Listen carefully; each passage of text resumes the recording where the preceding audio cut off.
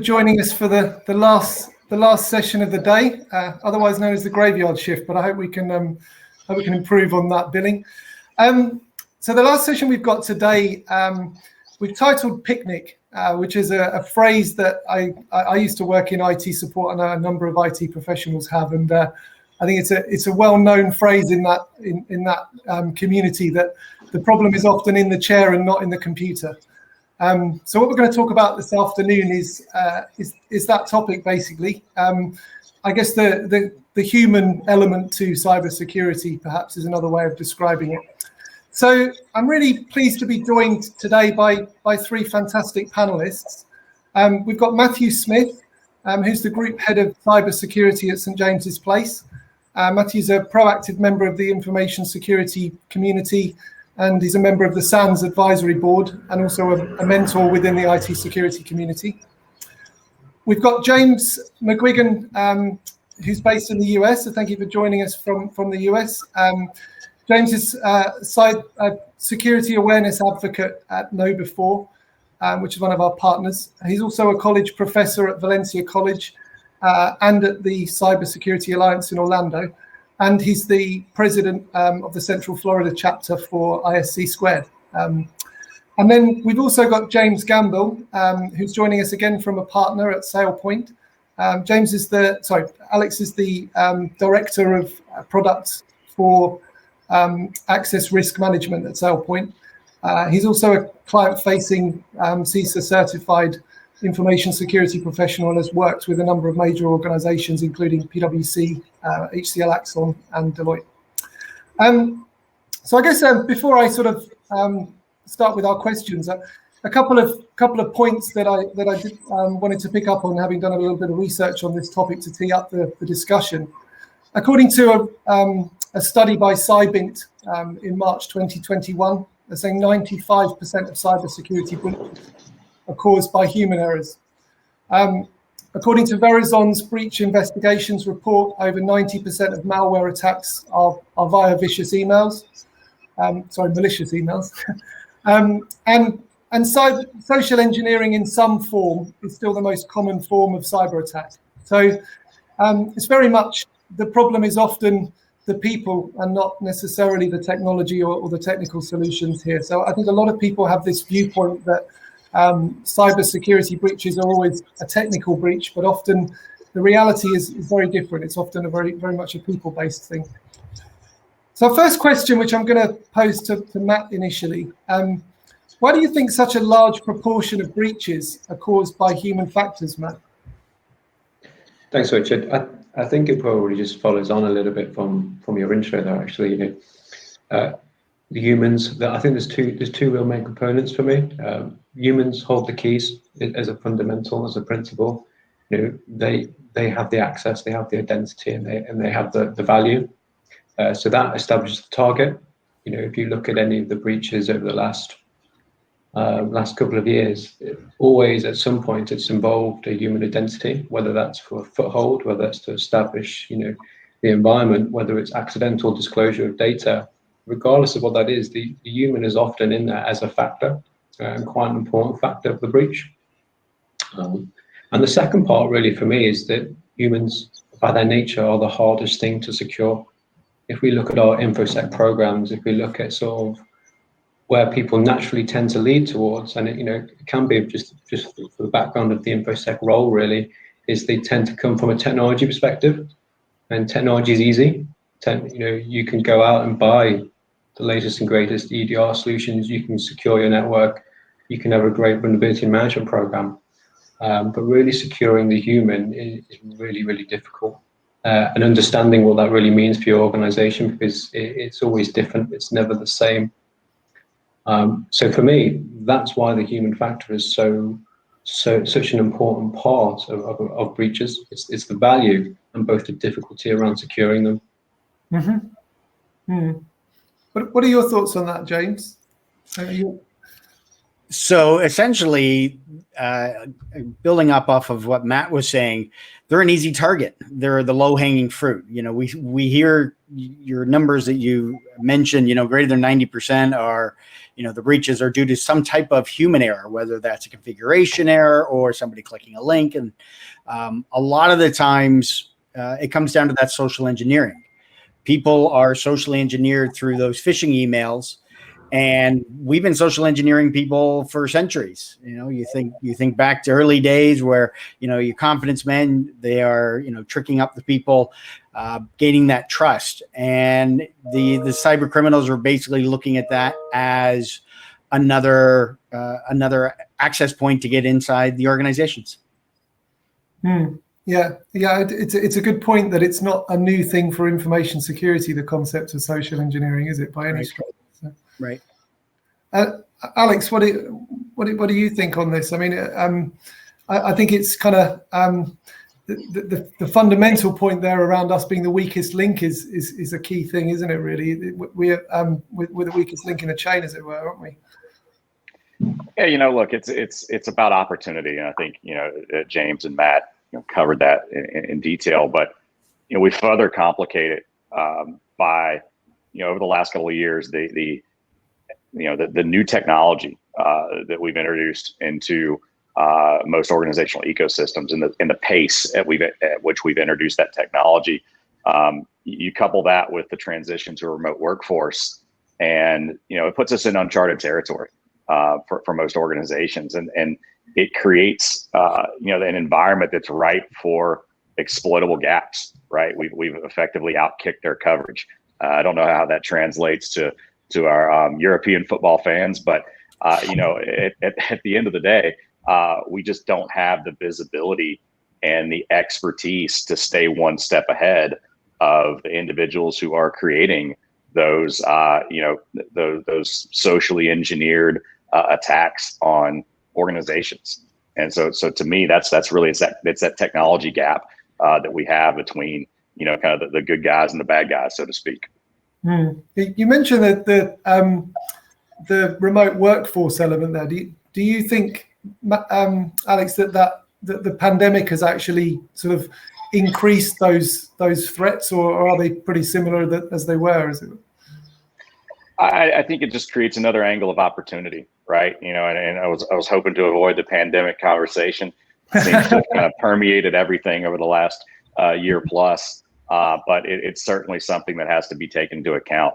A lot of organizations had to quickly pivot to be able to support a workforce that was typically in the office, and we're continuing to see changes in terms of how we're going to market. Both from a services perspective as well as within organizations. It's a new world, and we're still trying to learn how to operate in it.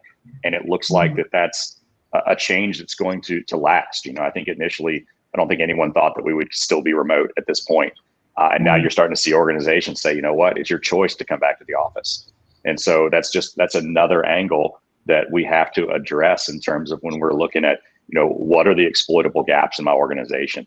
Instead of now being all on one network, now we're on, hundreds, if not thousands of networks, based on, where individuals are located in the organization and how they're accessing data, and how they're interacting, through Zoom or Hop-in or Microsoft Teams. So we're widening the playing field, which makes us thin in terms of our approach to securing. And I shouldn't say securing. We try to secure, right? Ultimately the goal is to make things difficult. I think anyone that goes in with the opinion of, we're trying to prevent breaches. I think prevention is an aspirational goal at this point. I'm still of the opinion that, we're chasing ghosts, right? You can't prevent what you can't see, what you don't know. And that's really where the human element comes in, right? We can't look into the minds of the people in our organization and outside of organization and understand intent and understand drive.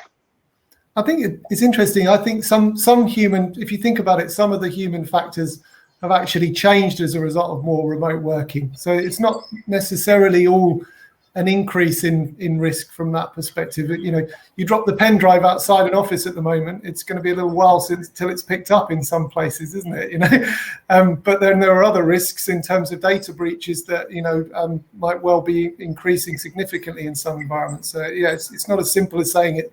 It's, you know, it's not as simple as saying those risks are increased. So in terms of the human factor, do you think that gets the attention it deserves?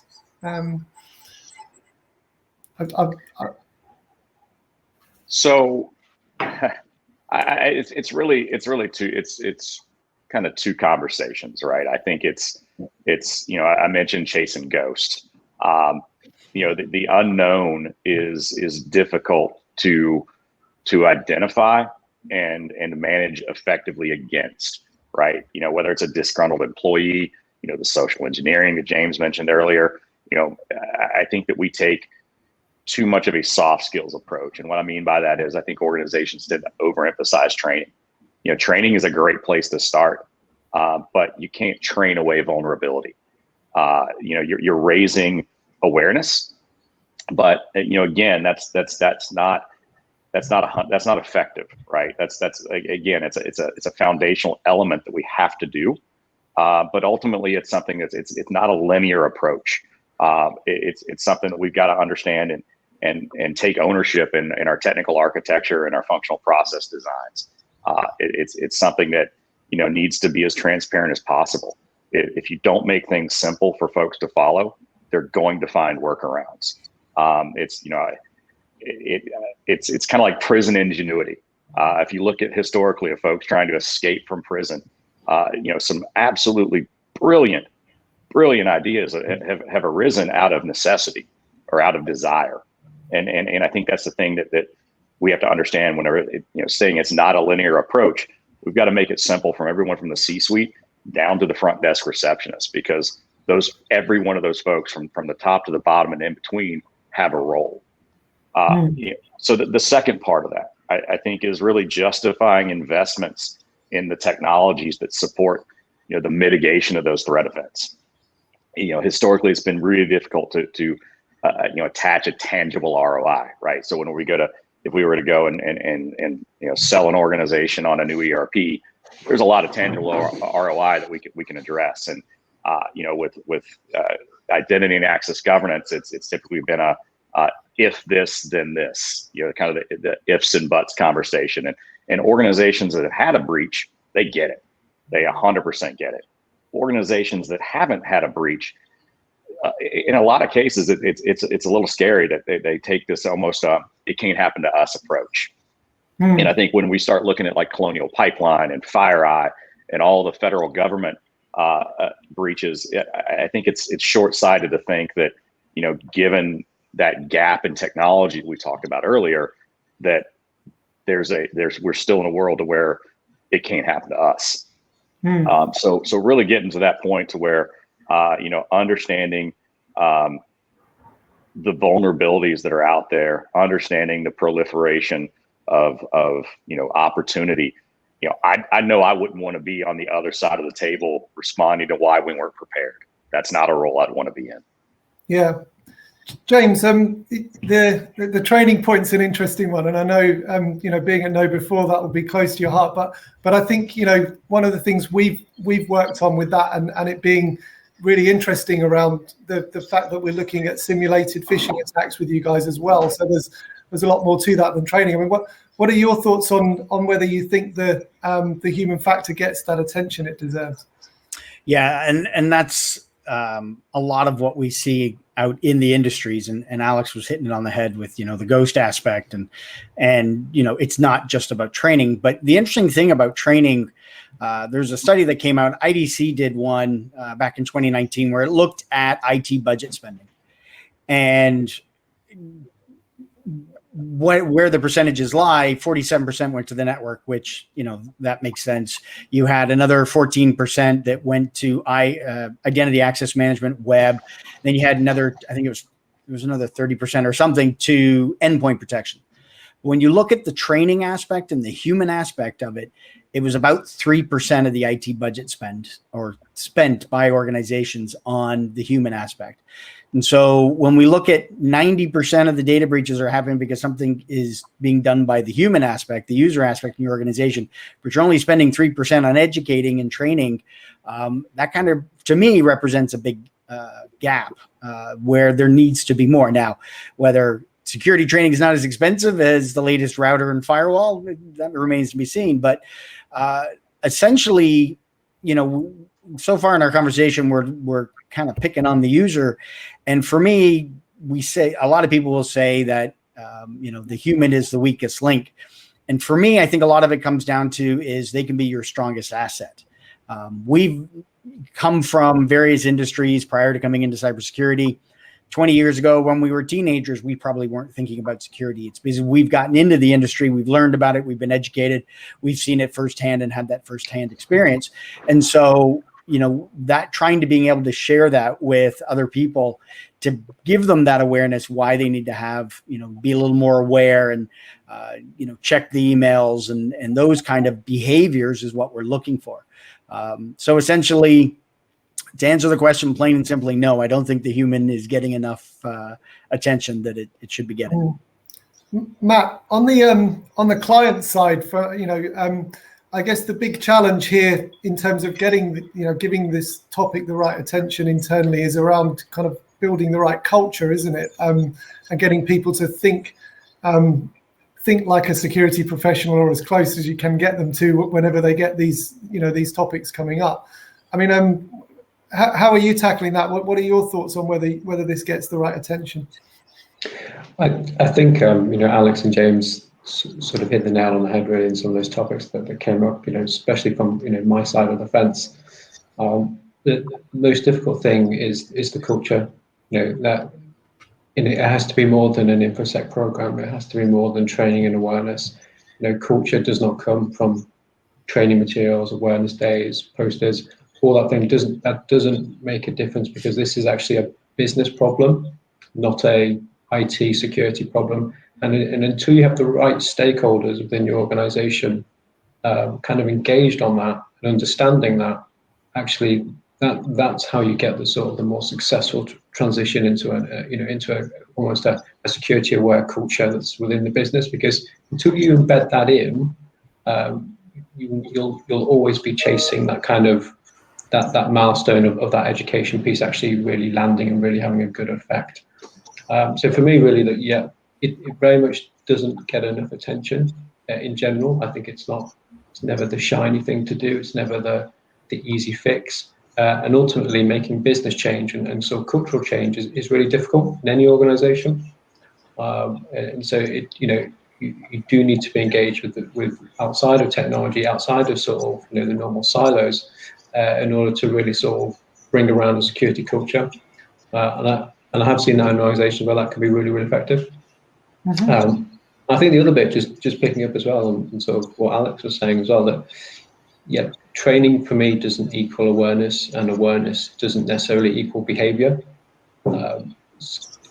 Sometimes we make a link between those three activities that aren't there. So we assume because people have done the training, they're aware, and because they're aware, they're going to behave in a certain way. Well, that isn't the case. And James's head tells me all I need to know that, this is what we see, right? We just assume that these things will achieve that outcome, and they don't. And it always comes back to the culture point. You have to do more than just issue training. You have to do a bit more than assume that awareness is going to be effective. And so really tying those together and actually driving behavioral change in the organization, that's how you improve your security posture within the human element for me. Hmm. So tease the next question I had up quite nicely. So James, what do you think organizations can do to manage this issue? So from a practical perspective, even from a technology perspective, what practical steps can we sort of take to tackle the human element and to bring people along this cultural change that we're talking about, and really get those behaviors out, not just the training element? Right. And Matt hit it on the head right perfectly with regards to, just because I'm trained and I'm aware, doesn't mean I'm going to follow through. It's a saying that we have is just because I'm aware doesn't mean that I care. And I can relate to that because I know within organizations that I've worked with, they put me through training for expense reporting and discrimination and diversity and all that stuff. And it's like, all right, not that I'm saying I'm against all that. No. But you get through it because you've got other responsibilities to do during the day. You're like, okay, all right, I got to spend 30 minutes and go through this training, and you go through it and okay, great. Now I'm done. A lot of it, for me, this comes down to the ABCs of security, and that, that's that awareness, behavior, and culture. And you're looking to drive those behaviors into the culture that you're wanting to achieve. And that culture's got to come from the top. It has to come from the top down. If you have your employees seeing that upper management isn't worrying about it or caring about, the password policy or the phishing email policy or whatever the different policies you have, then it's gonna fail very, very quickly.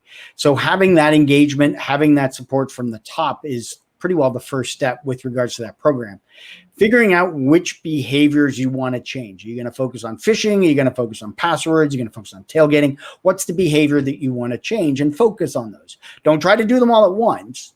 Either pick one a quarter or one for a half a year and work towards focusing on doing that. And a lot of what your organization, that your culture for your organization, you want to align it with, whatever your culture is on how you're set up within that organization. You then start looking at how to pass along the information. And really 10% of what you want to be doing is that official training, that computer-based training or whatever it is that they're doing. Then you add in about 20% of informal webinars, lunch and learns, videos, maybe even posters. I know that posters kind of work and don't work. I've seen studies on those, but something to kind of re-emphasize it in an informal way, whether it's stickers that everybody gets, it's coasters for people, but something along those lines. And then you get into the 70%, and that part is all on the job. That is having them go through the actions. Years ago, I remember reading about something with regards to learning, and if you read something, you're going to retain a certain amount. If you listen to it, you're going to retain a little more. But if you do something, you're going to retain a lot more of that information. And so that 70% of that culture change has got to come from your employees, your users actually taking the actions and doing that. When it comes to passing along the information, storytelling is a fantastic way to do it. And shameless plug, but in the Inside Man, which is a series that we have at KnowBe4, it's a video series that's available for people to watch, but it's story first. We focused on the actual story about a guy who is trying to break into an organization and steal intellectual property. But it's all about the story first. Subconsciously in the story are the key elements that we're focusing on for each episode, whether it's, something with regards to passwords, with regards to tailgating or whatever. And as you watch the story, and then you see the bullet points, you go, oh, okay, I remember when that happened. I showed the first episode to my wife one weekend because after I'd seen it, I loved it. And I said, here, you got to watch this. And within the first 5 minutes, she's like, why would they let him in? Why would she give him his badge? And, she's picking it apart left, right, and center. So at that point, I'm like, okay, you're good on the security culture and what you should be doing. But essentially getting it through the organization, starting from the top, go with storytelling. Don't make it just about your training programs. It's not just about the content.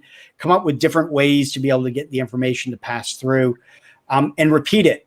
Don't make it a one and done. Don't repeat the same training program over and over again. Find different ways to be able to pass it along. And finally, the last thing to think about is plan like a marketer. Plan your year out with a marketing strategy. And if you don't know how to do marketing, get with your marketing team. Take them to lunch, talk about it. With regards to security, it's not just a us or IT or InfoSec team thing. It's a whole company thing. So get the whole company involved. Work with your communications, your marketing, and come up with those campaigns that you want to promote throughout the year for those different behaviors. And then think like a hacker. How is a hacker or cyber criminal going to break in? What are those different tactics, and apply those in with your marketing campaign out to your organization. I love that point about getting your marketing team involved, because it's, it's a really good point. You've got professionals focused on communicating to an audience, and that's what they do all day. And yet the IT security team could easily go off and try and, do their job in a terrible way compared to bringing them in. So, yeah. Alex, any thoughts on what organizations can do to manage the issue? I think it's understanding your blind spots, and there's a technical component to that as well as the cultural component, around training and awareness and caring that Matt and James brought up. It's funny. I've been at organizations. I've seen everything from passwords on sticky notes on laptops to everybody sharing the same badge to get to a floor. For something as simple as that's where the best Coca-Cola machine is. I've seen third parties coming to the shop floor to tour manufacturing facility and get caught with duct tape on the bottom of their shoes to pick up substances off the floor to try and reverse engineer what the organization is doing. I think my favorite event was actually kind of staged to a certain extent. I was doing a security redesign project for a utilities company in the United States, and their role redesign. We were the third organization that had come in to redesign security in about 6 years. They weren't really excited to see us initially, and ended up getting in, having a conversation, built a really good rapport with the team, and turned out one of the challenges was it was a heck of a lot easier for them to pick up the phone and call the support desk to add a transaction to a role in an SAP environment than it was to actually submit a help desk ticket and go through the correct process. And it was relatively early in my career. And so I didn't 100% necessarily believe that could be possible. And so they basically said, all right, well, watch this. And so we put it on speakerphone, called the security desk, told them that they needed, we picked, I think, the SA38. We picked a really powerful transaction in the SAP environment. And the help desk guy was like, sure, no problem. Which role do you want it added to? Do you have a preference? And so, we just told them to pick one. And sure enough, within, a couple of minutes, refreshed, and there was the transaction available to the end user. The end user was actually a business analyst in the inventory management, warehouse management space. So really no need for an S transaction in production, certainly not for someone in IMWM. But point being, they made it easier to go around the process than they did to follow the process. And so I mentioned it earlier, I feel like that the culture should be, the process should be transparent, right? So a great referee in a football match, you shouldn't even know they're there until they need to be there, right? And so I look at the process to go about managing these types of issues in the organization in much the same way. If you make it difficult, people will find a way to go around that process because their goal is to work toward task completion. We train people to meet objectives, to meet KPIs. And so if we put in processes that make it difficult, James touched on training.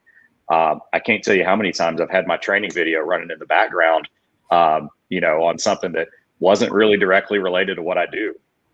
And just have it running in the background, take the quiz at the end and check the box and move on.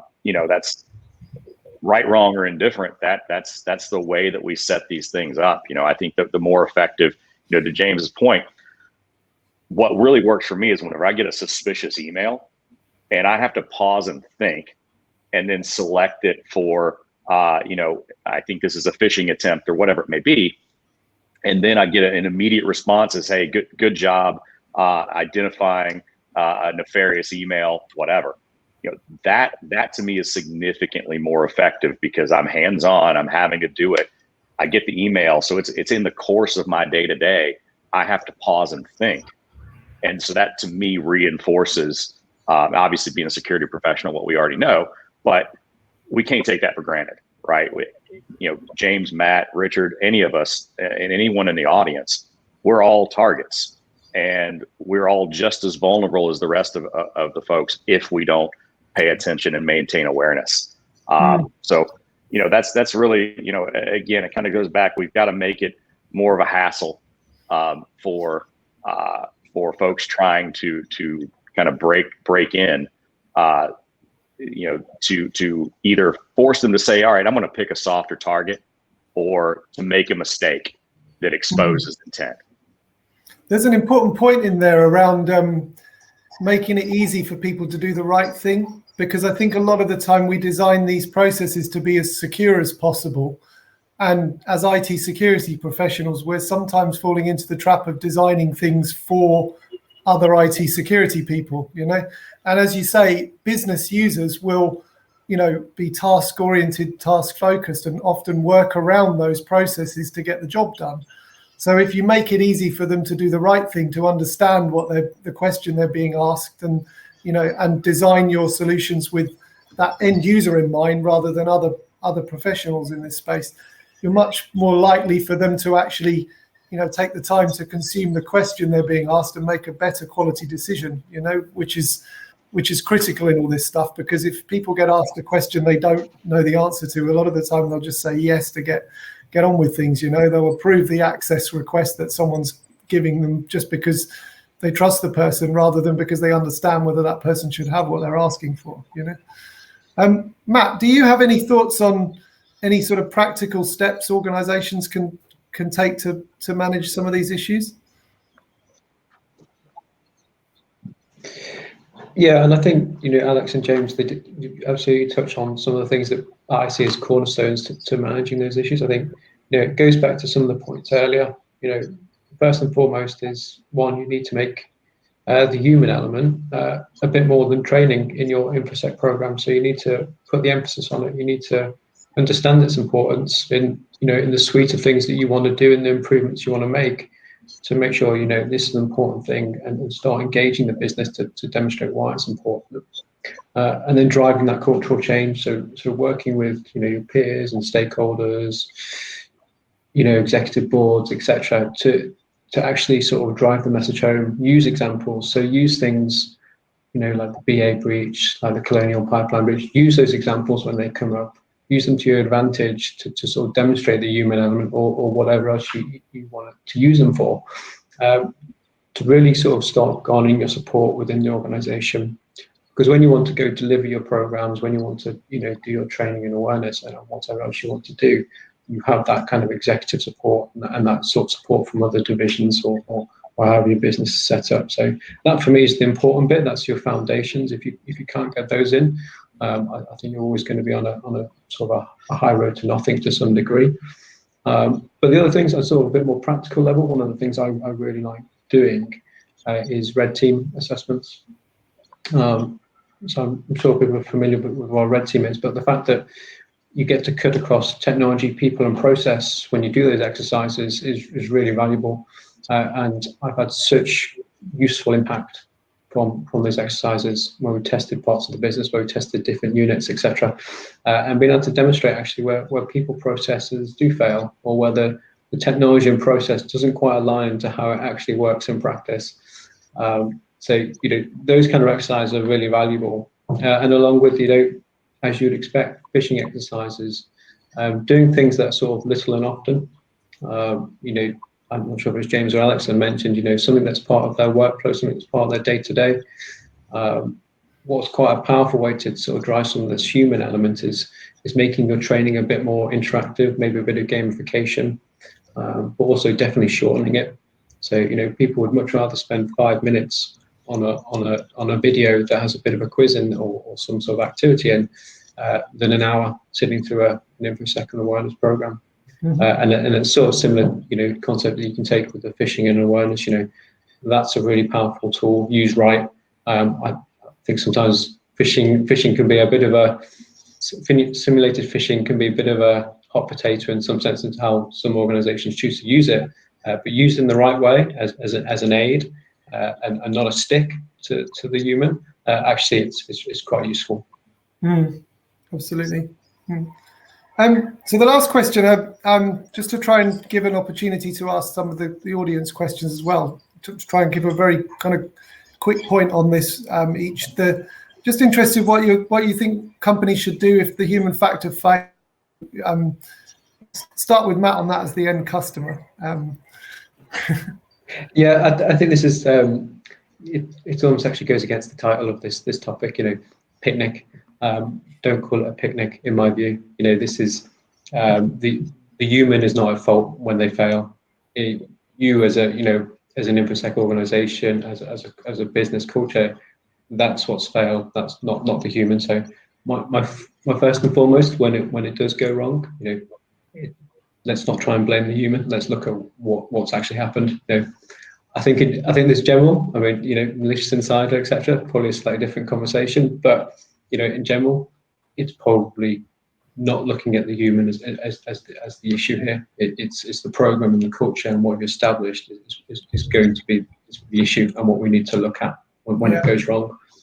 So I think for me, it's looking at how significant was the event when it goes wrong. How significant could it have been? So there's always a lot of near misses. There's always a lot of cultural thing. Well, that could have been a lot worse.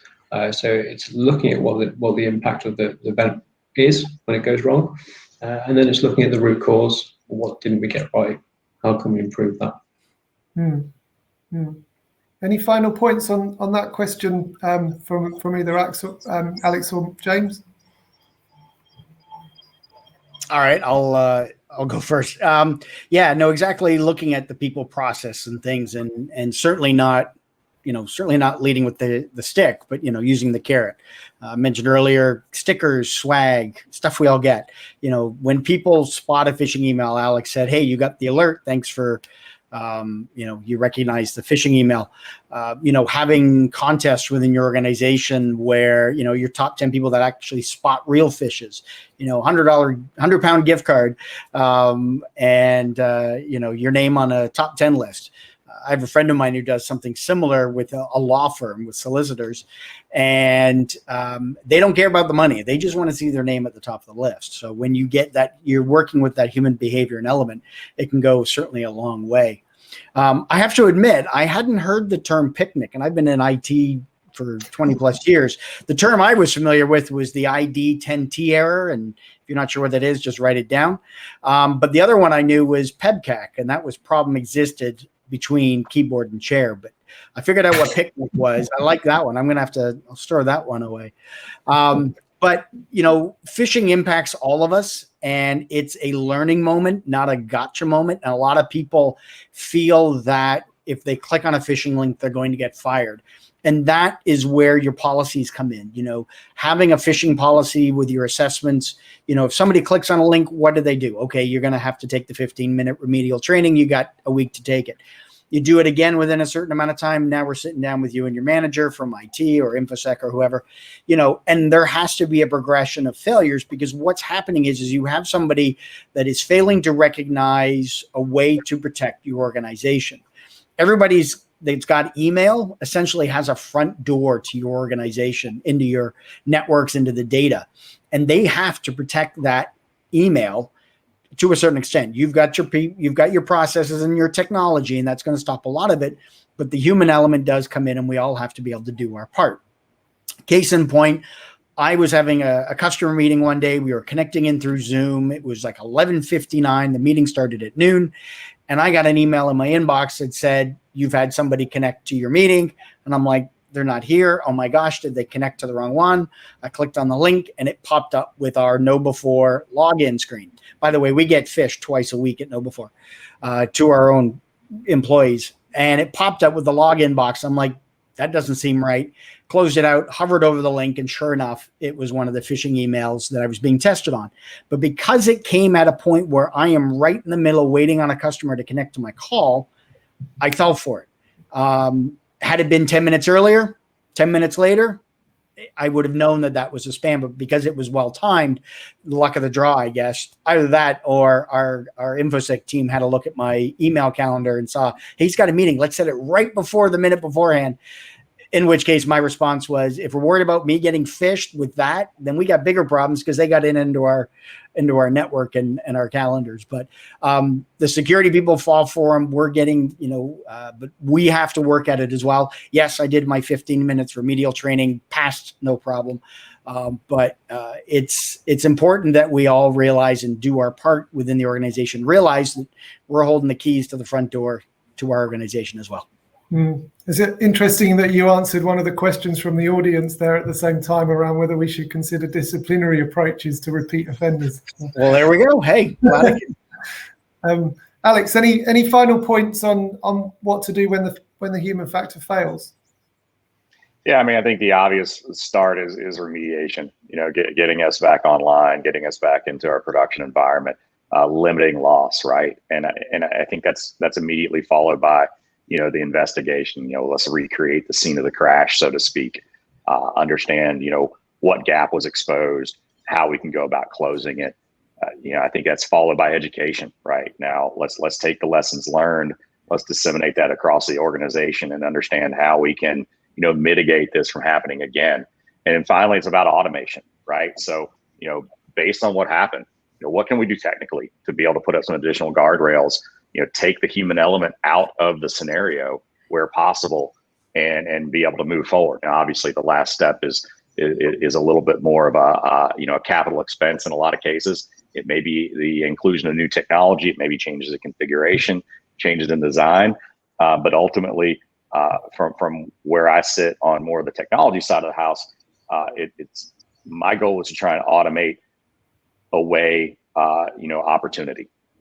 And obviously there's a number of ways to do that. We probably not, fit for this conversation, but ultimately that's the goal, in my opinion. Mm-hmm. Cool. Thanks, guys. So we've got a few questions from the audience. Just to pick up a couple of them. So as I said, there was one about repeat offenders, which I think we've covered already. One that I really like here that I'm going to pose perhaps to Matt, if you're comfortable with it.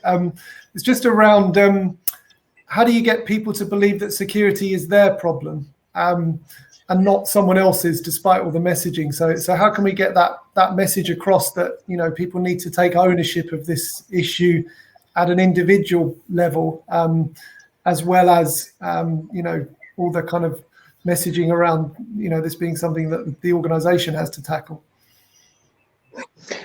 Yeah, so it's a really good question, because if we've sat through this last 40 minutes, you'll know that's really the difficult bit, and I don't have a magic answer as to how you do that. I think from our perspective, it's really been around culture.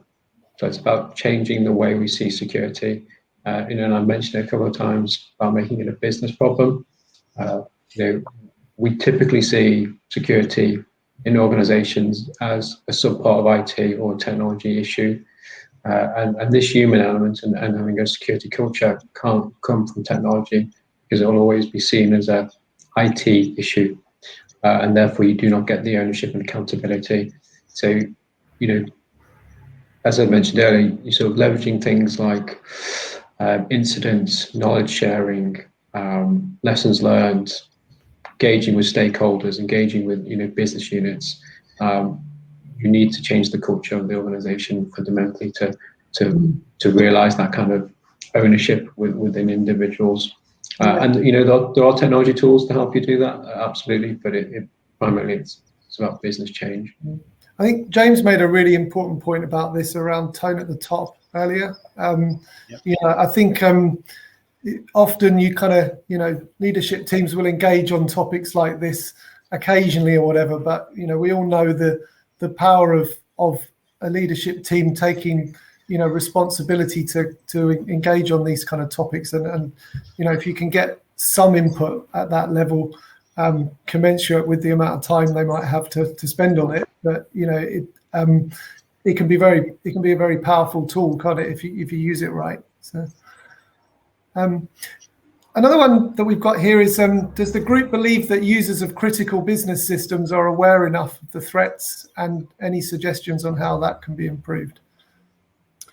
So going back to what I was talking before about planning like a marketer, think like a cyber criminal. Your campaigns that you're going to do, you don't have to do the same campaign to all the different organizations, all the different departments in your organizations. You want to mix it up. You want to, when it comes to accounting, you want to make sure they're aware, or finance, make sure they're aware of business email compromise, because a lot of cyber criminals do attacks that way.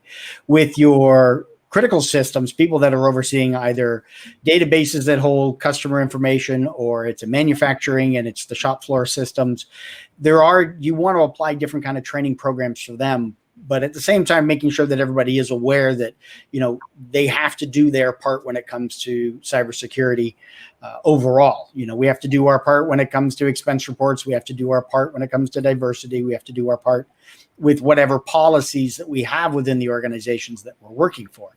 So cybersecurity just becomes that one element as well. We all have the keys to the kingdom because we all have email.